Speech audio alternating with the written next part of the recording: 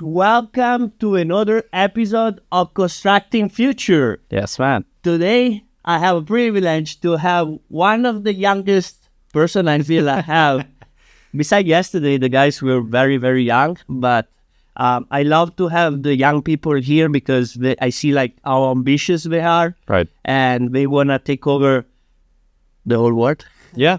So That's the idea. welcome, Cesar, today. Cesar from Build Ease. Yes. Correct? That's correct. That's the name of the company. That's the name of the company. We met through LinkedIn a couple of weeks ago. We connected really well through there. We exchanged a lot of messages, and today I have you here. So I'm very, very happy and very excited to have you here sharing your story and the story of your company. Happy to be here, man. Thank you for inviting me. No, that's great. Yeah. That's great. So Cesar from Venezuela, correct? From Venezuela, yes. We arrived on 2014. Nice. 2014. Yes. I came here in 2015 as well. So Okay. we're pretty close. Exactly. So tell us a little bit about the story of yourself, the company, and from where in Venezuela? We were from Caracas. We lived in El Cafetal, it's called. Venezuela was 2014 was pretty bad, right? I was going fighting for the country, going out. My parents were not as happy with it. My brothers were at the same situation. There was a lot of kidnaps at the time. So that impulsed my dad to say, hey, we need to get going. I was born here. So that was a great thing for us. That was just by coincidence. We didn't plan. My dad didn't plan for it. He was just working here at that time for a couple of years. I was born here, and then we went back to Venezuela. Nice.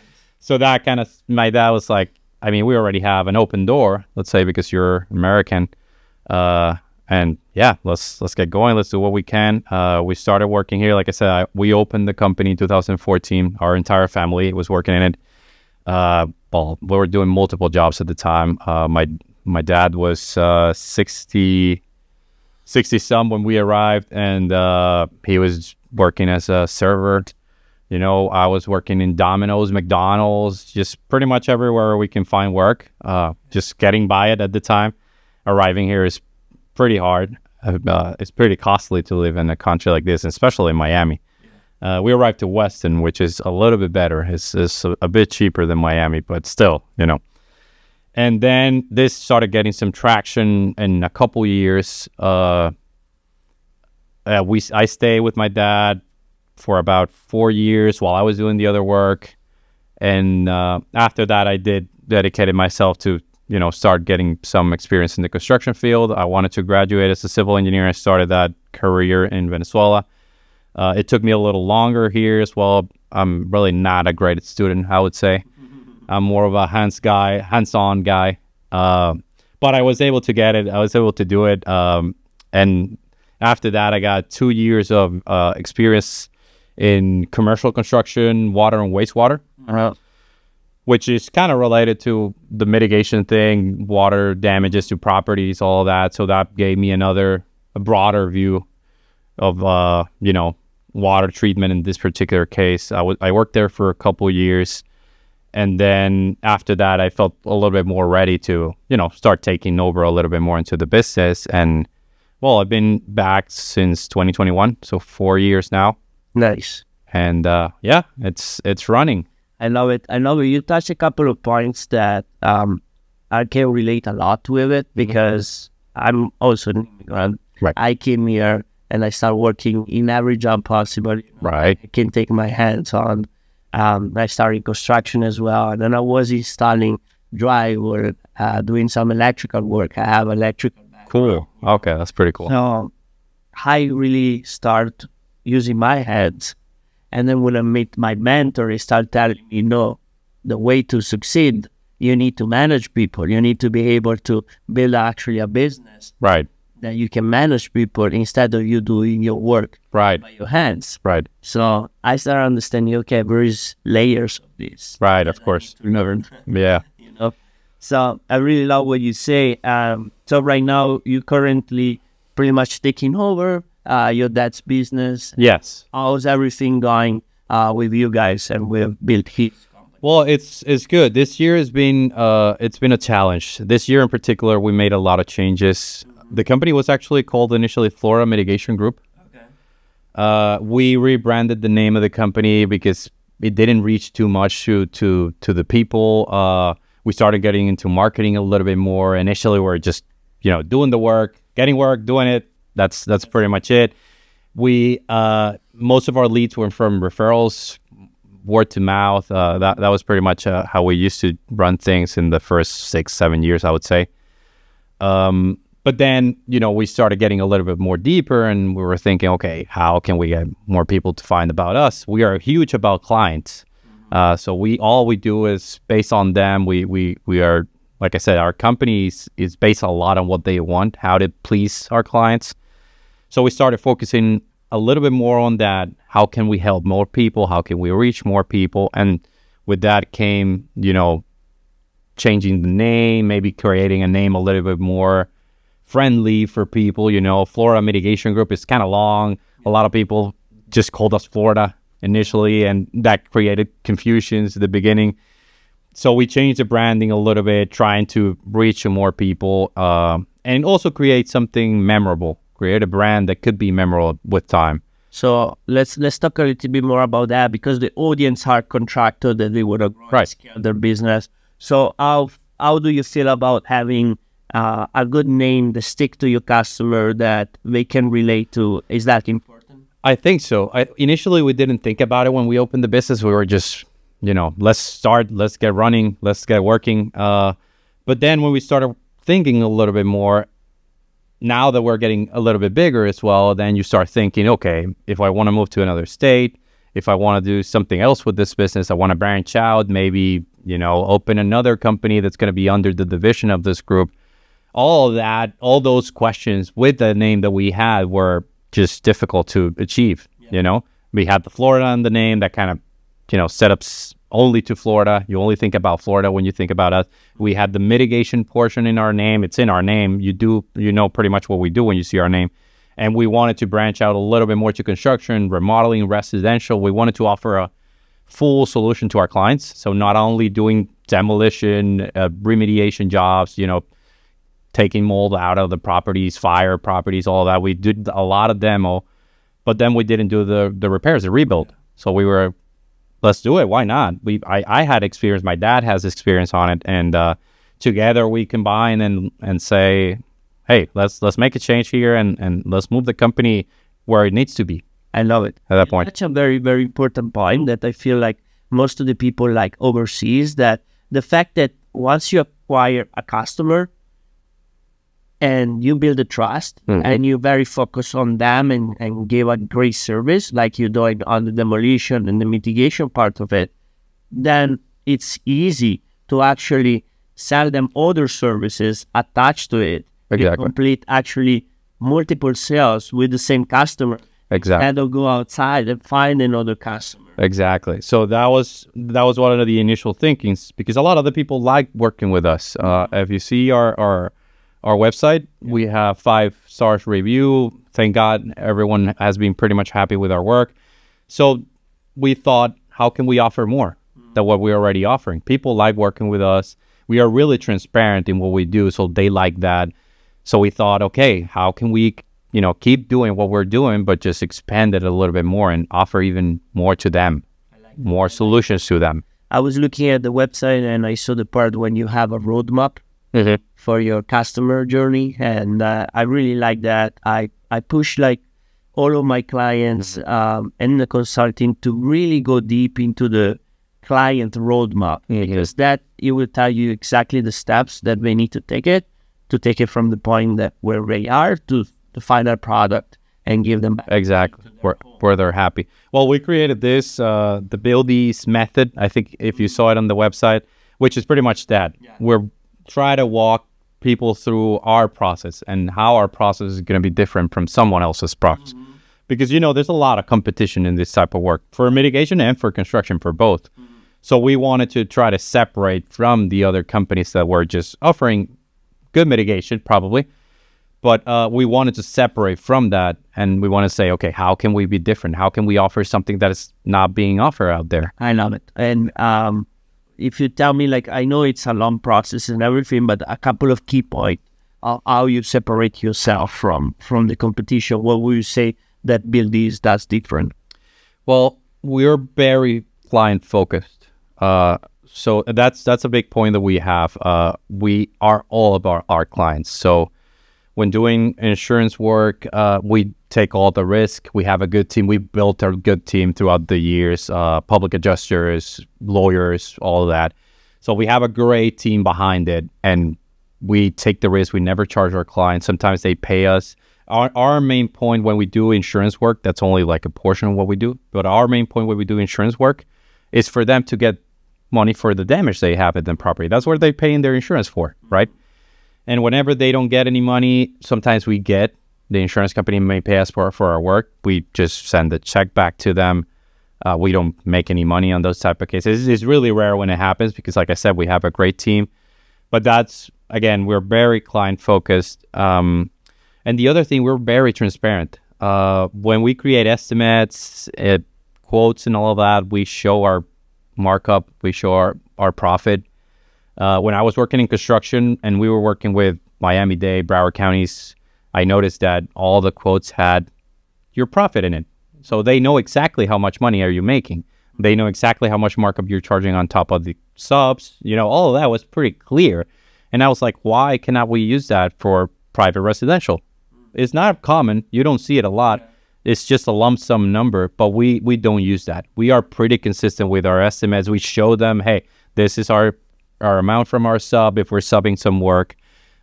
This is what we're making on the contract. We're pretty consistent with that, and people have liked it, the transparency, the honesty. Nice. People have liked that, and in what we've been doing in the past. What else?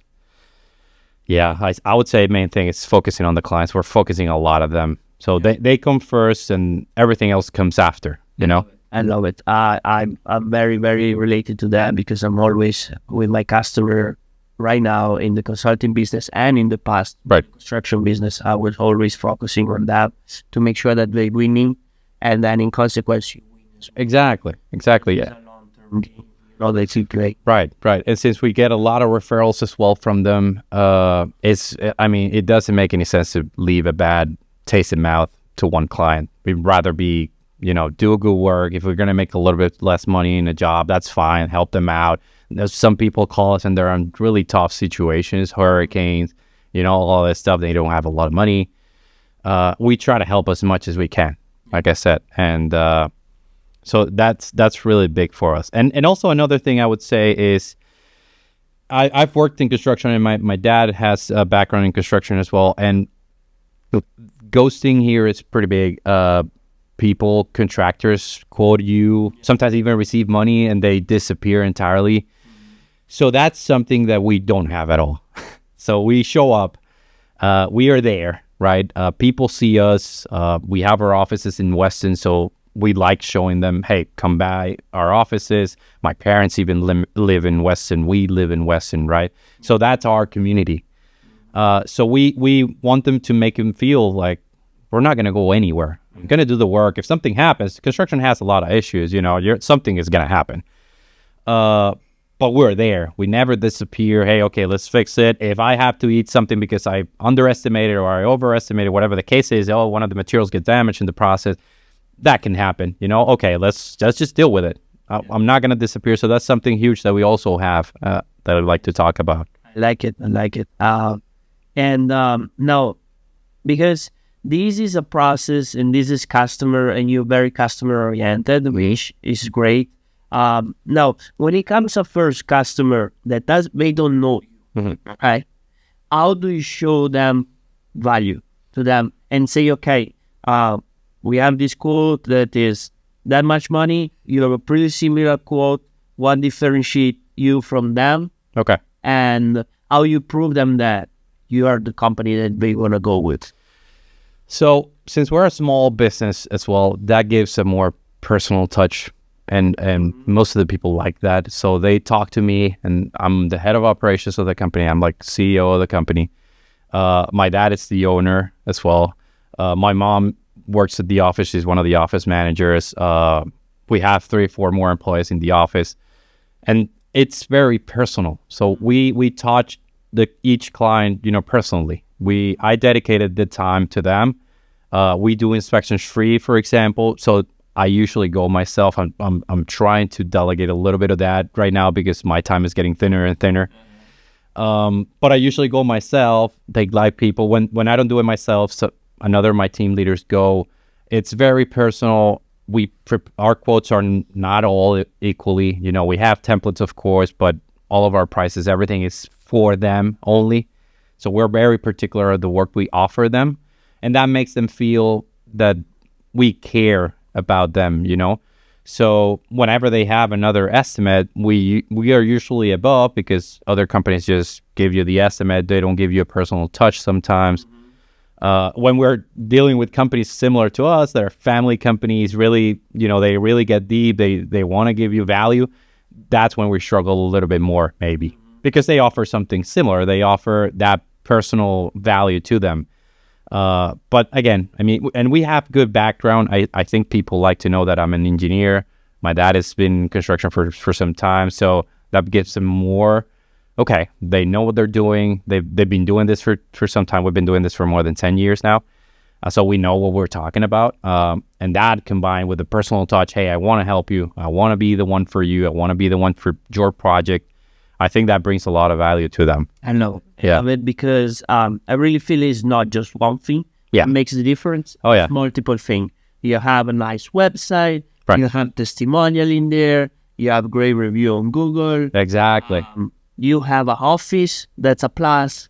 That's a plus. That's usually a plus for them. Exactly. I don't have an office or like, where do I meet you? Exactly. Come to my office. You have a room where I present you the proposal. Exactly. Like you said, there's several things that combine, make you think, okay, this looks like a good company. And then comes the extra touch that's when you actually talk to them and get to know you. And they're like, okay, they look pretty good. Yeah. You know, that's what we're looking for. That's great. Yeah. That's great. Well, thank you for sharing. Yeah, man.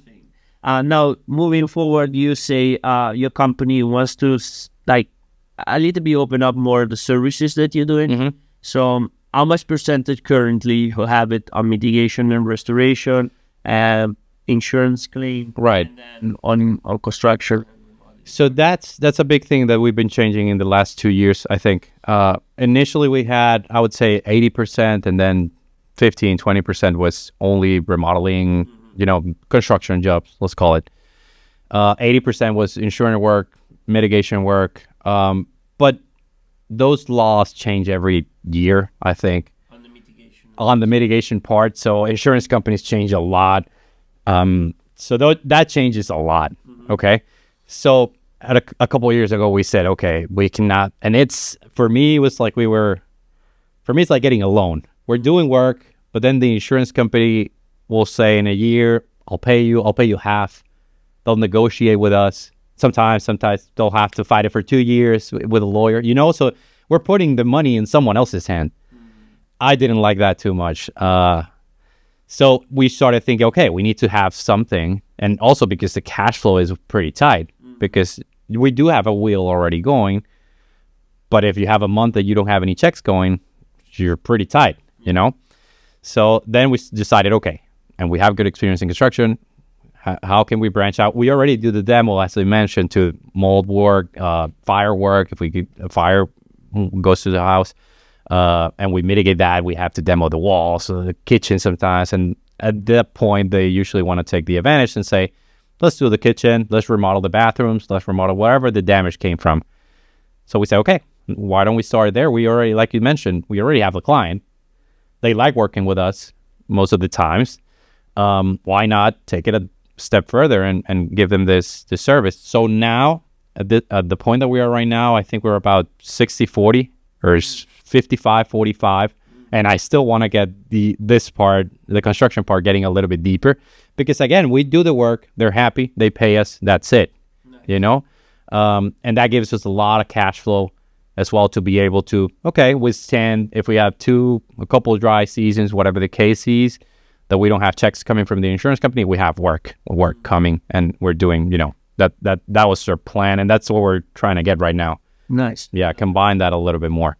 You guys also do like when there is like a leak or something in the buildings that you're doing like restoration? Yeah, exactly. So water mitigation, mold remediation, and fire restoration. So all three we do. We have the licenses. I have the licenses, and my dad has the licenses for that. I see a lot of times when you do that, then you automatically need to go inside of those apartments. Exactly. Damage very hard. Exactly. So Wants to then do it. they want to do it.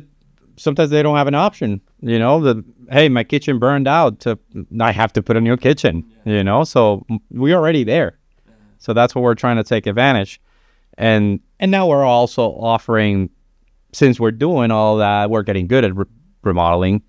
We're also offering just remodeling, to our clients. So, okay, you don't have any damages from water mold, but I want to do my bathroom, I want to do my kitchen, full remodeling of a property. That's what we've been doing for the last couple of years. Yeah.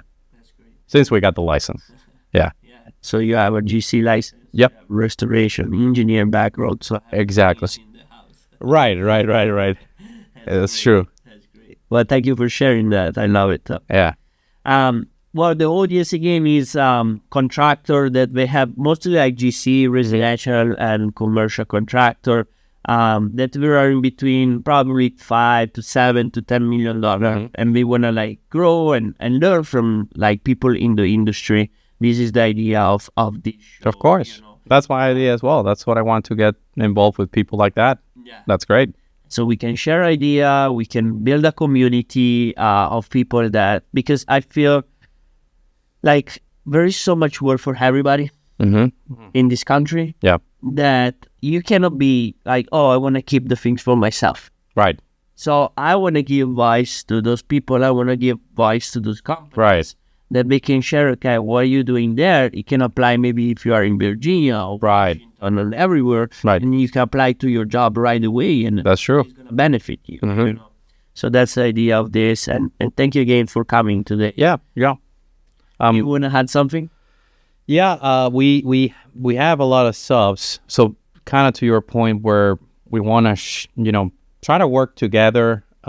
We have a lot of subs. A lot of the work we don't do electrical work, for example. We hire that. We don't have an electrical license. Plumbing work, we do hire that as well. We're pretty big on drywall painting. All of that we do ourselves. So bathroom remodeling, so we usually do ourselves. But we're always looking for good contractors, man. Looking for good people that knows how to work honestly.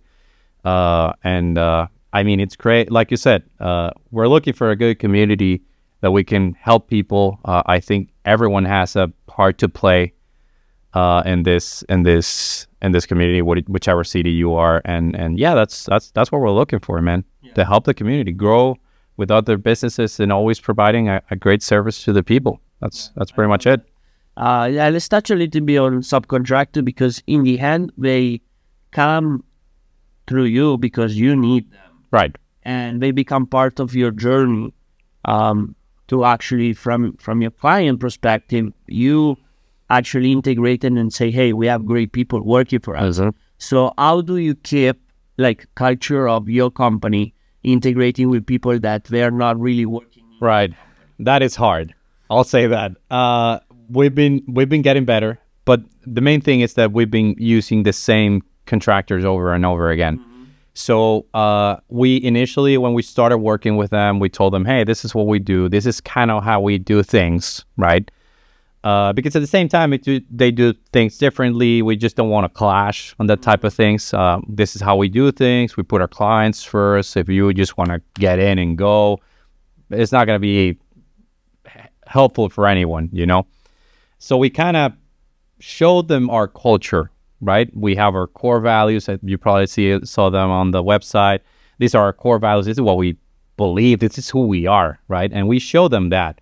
And we also show them by doing the work. Whenever we give work to them, we are there, right? We have people there all the time. We have supervision all the time. We're doing our own part of the job as well. But at the same time, I try to be as much as possible, or one of my team leaders. But I'll say it's hard because people just work differently, right? Mm-hmm. And you're trying to, it's your culture, your company face at the end of the day. The client is looking at you. Mm-hmm. They don't even know maybe you have subcontractors at some point. So I'll say it's hard, but once you get a good group of subcontractors, you work with them, you show them how you want to work, hey, how can I help you make money? I'm going to give you a lot of work. If we combine good, we're going to do a lot of work together, a lot of business together, and that's also going to bring you money. So the people that see the value in that and share some of the values that we have in our company usually are a good fit to our company. But it's not easy. I'll say that. We had to struggle through very, people. Yeah, very contractors. Yeah, exactly. I'll say it's not easy. It's not easy. Yeah. But yeah. No, I agree with that because in the past, we had in the end, you put your face in the front of the client, and when they don't show up or they don't do their work, you kind of ruin the reputation that you also have with the client. Of course. And your trust. And unfortunately, we are a management company, so you cannot replace an electrician like that with somebody. It takes a couple of days then if somebody doesn't show up. Yeah, money. It's probably going to take a little bit of money. It takes a little bit of money. So you need to protect always yourself. I'm sure you have a contract with them, with payment terms. Of course. Right. And that's how you do it. But and that's pretty important as well. We are pretty good at sticking to our payment terms with them. So even if sometimes the client, we work with private clients, which means, I used to work with Miami-Dade and Broward County. They also have a couple issues here and there, but most of the time they were pretty consistent with payments, right? You're talking about the cities. Yeah. But right now you're talking about a client, maybe they got sick for a couple of days, and they were supposed to pay you on a Friday. They were sick. They're going to pay you on Tuesday, Wednesday next week because, okay, I'm feeling better. I'm going to pay you now, whatever the case is. We are pretty consistent with our subs that if we don't get paid, we still pay them. Yeah. So that also creates a trust with them. Yeah. And they see, okay, they're covering for me as well. They have my interest in mind, and that's also big.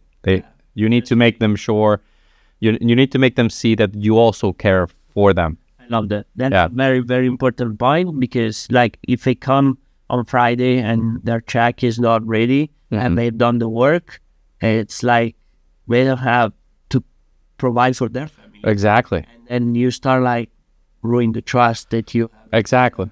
So our way of doing that is you're putting a good payment term where I can try to cover them as much as possible, as well as cover me, myself, of course.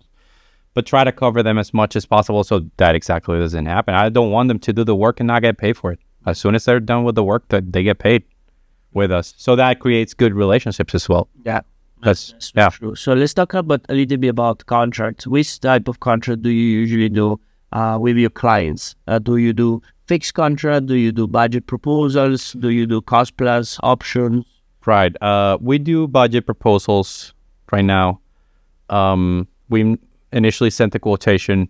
It's only in basically the number. After they agree with the terms, we say our contract with all our terms, payment terms, schedule. Usually everything comes by after that. At the same time, we do subcontractor agreements. At that point, if we're going to use an electrician, this is how you're going to be paid. I get their budget beforehand, plug it into my numbers, pretty much the whole thing. But yeah, that's what we do right now. Nice. So budget proposals to you. Let's say I want to do a kitchen or I want to do a bathroom, but I still not selecting the material. Do you give them a range? It costs you between 15 and 30, 40 and 50, whatever. We exclude normally some of the materials from the initial budget. So mostly we put labor and materials. For example, if it's paint, I know which paints they want, all of that, we can include it. Or I estimate it most of the time, and we have a good number for that.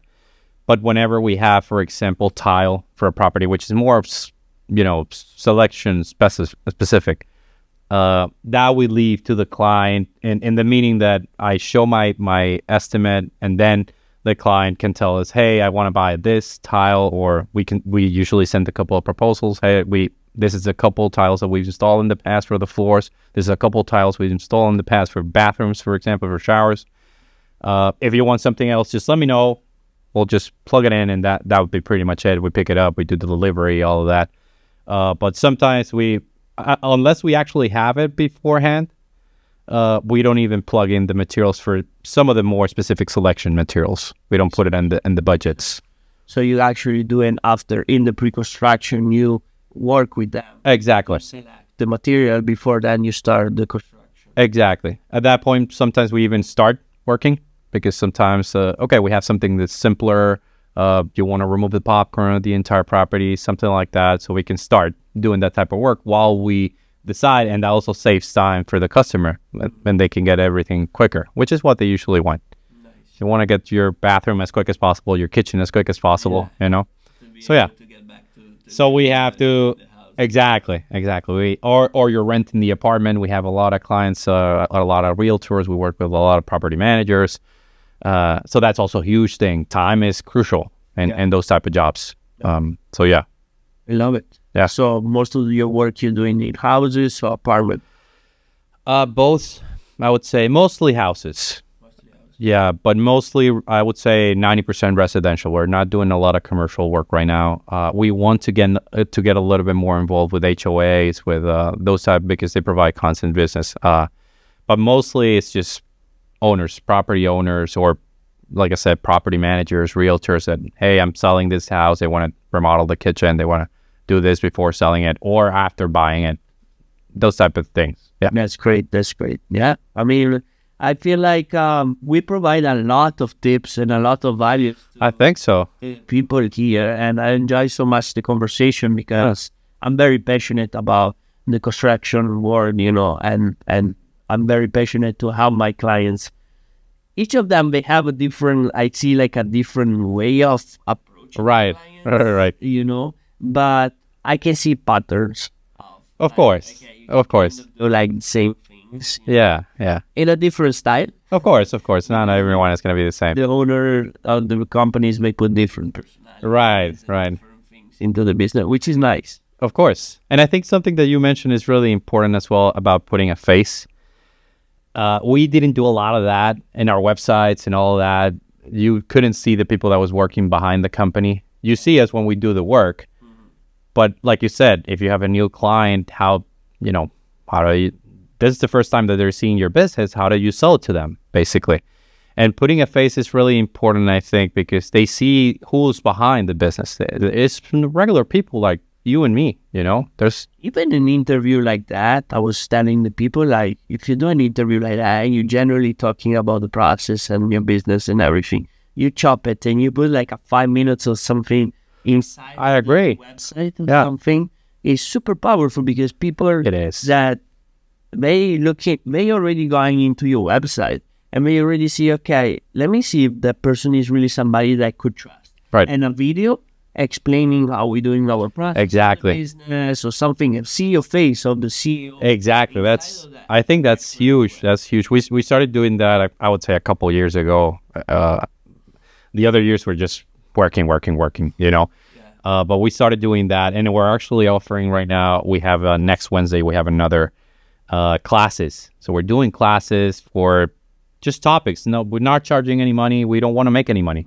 Yeah. It's mostly for realtors, for property managers, property owners, classes about mold, about water damage, about, getting a good contractor for remodeling, tips that we want to give them.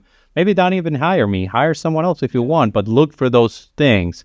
It's like giving them value as well without having to pay anything for it. Yeah. So we're doing that. A little bit more on that because, and we were discussing behind the scene about that. Right. You told me to watch your video. Right. And we're doing that. So let's share with the audience because it seems like we doing it, but most of the people, they don't know that there is those opportunities. So what you actually doing, let's say, okay, you have a remodeling company. Okay. What would you do with realtors to kind of educate them and doing classes like this? So, and again, we started with this last year. This is pretty new.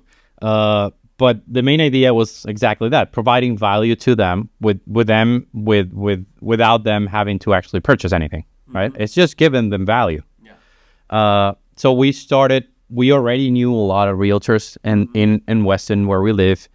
We started contacting the brokerage from those realtors. They gave us the opportunity, hey, come by, let's have a coffee. Let's just meet. for the time. And when we started doing that, we offer this class that we're starting offering. It's a mold. It's called Mold Master Class. Realtors, disclosure for realtors, so protecting realtors and how to close for them, how to close easier for them, because we have a lot of realtors that just have a lot of mold issues in the property. Mold is mostly one of them. Yeah. So we just told them, hey, I want to give you guys a class. I usually offer like a Latin breakfast, like tequeños, arepas, all that. So we can also give more of a time for us to talk to them, get to know them sometimes better. So that's like half an hour, 45 minutes before the class. Yeah.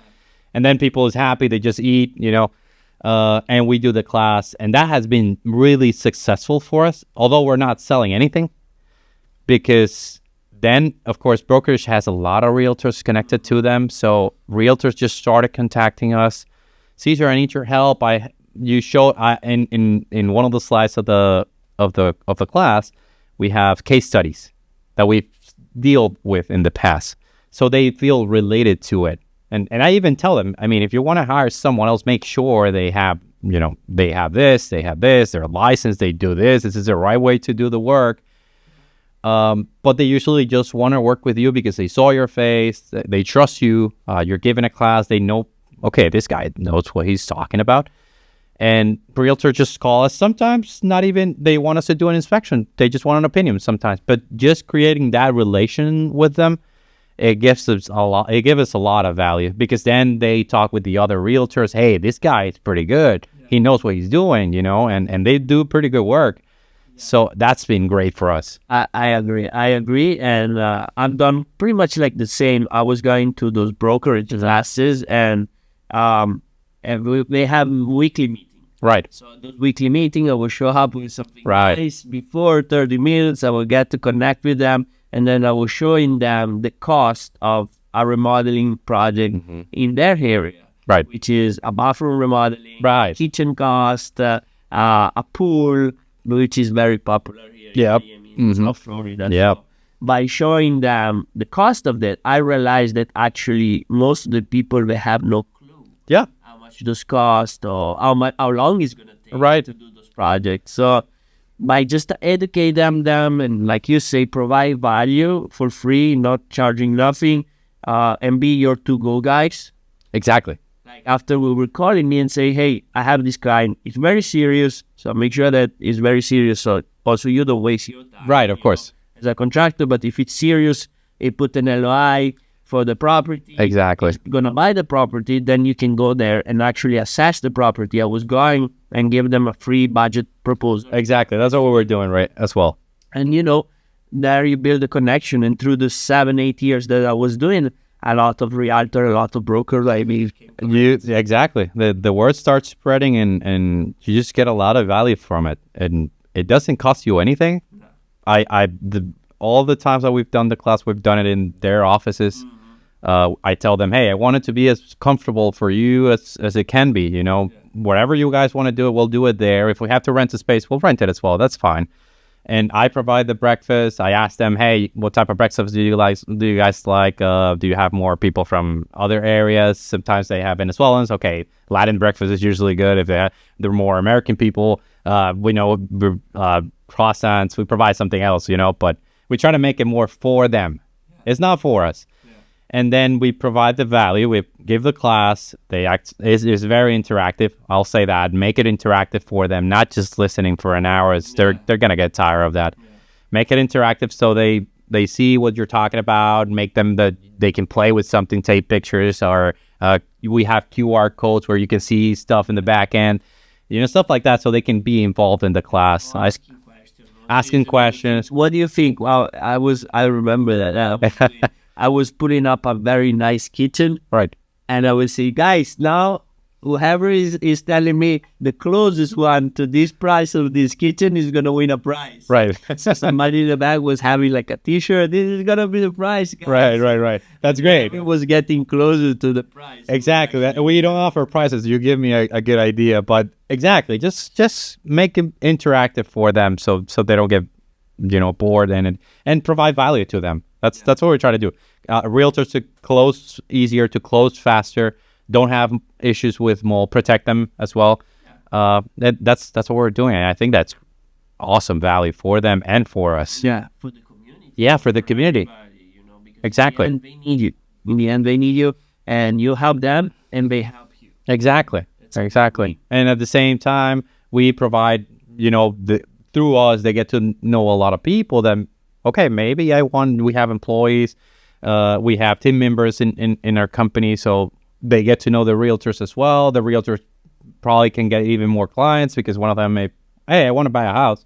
Hey, this realtor is great for them. So it's a give and take, and I think it's great. I think that's great. You provide a lot of value to them. Thank you for sharing these tips. It's a great tip. It's a great tip. And sometimes you really need to be creative in your gameplays. You definitely need to.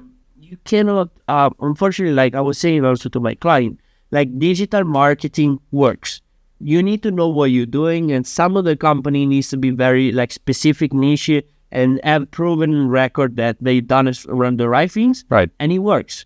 Facebook, Instagram, it works. Right. But the best business, they always come onto the street when you shake those hands. I agree. Build this relationship. That's what I feel. I agree with that. I agree. We're not really strong on marketing.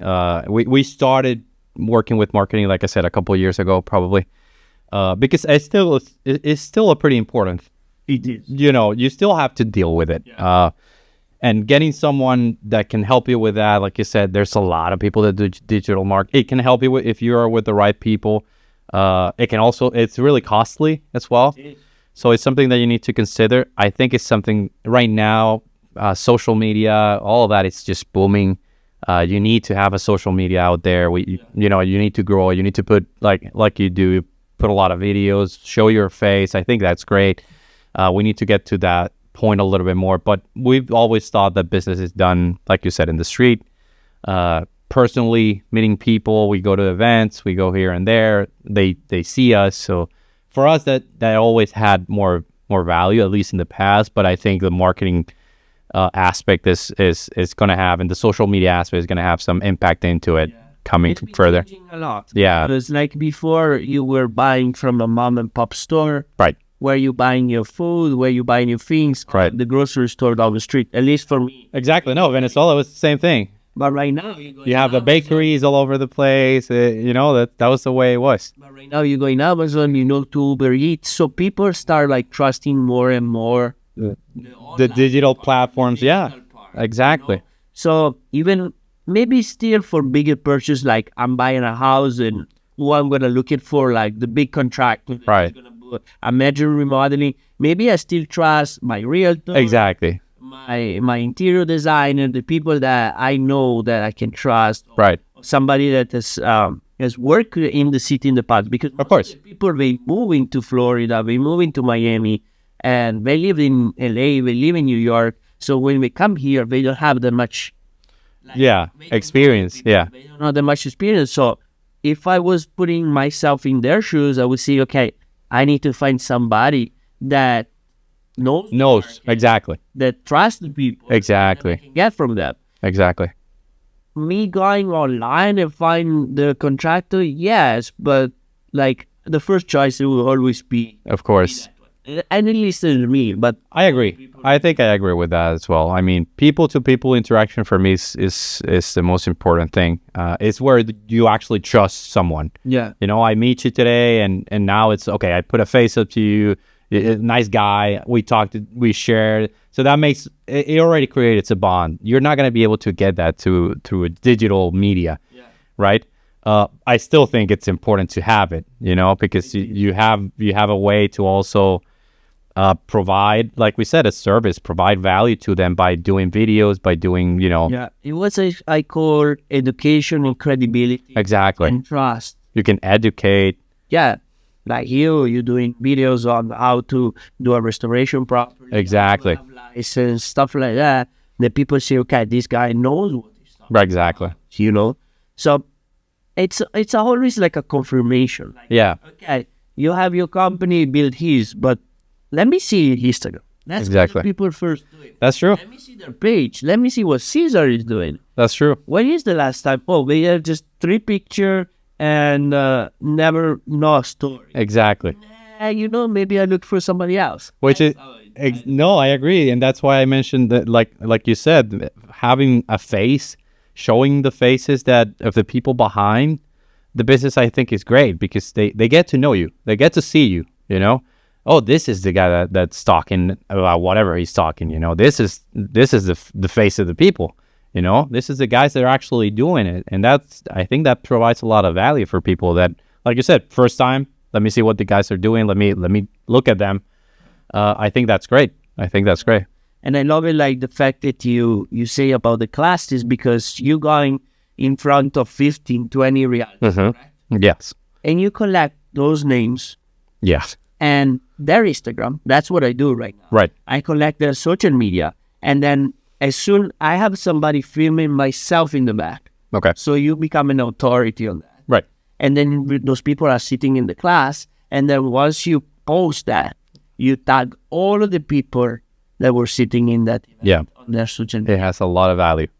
So right there, you become an authority because you are there, like speaking in front of people. Automatically, people say, well, what this guy is doing? He's speaking in front of classes, meetings, and there is 15, 20 exactly. people sitting there. Yeah. You tag them.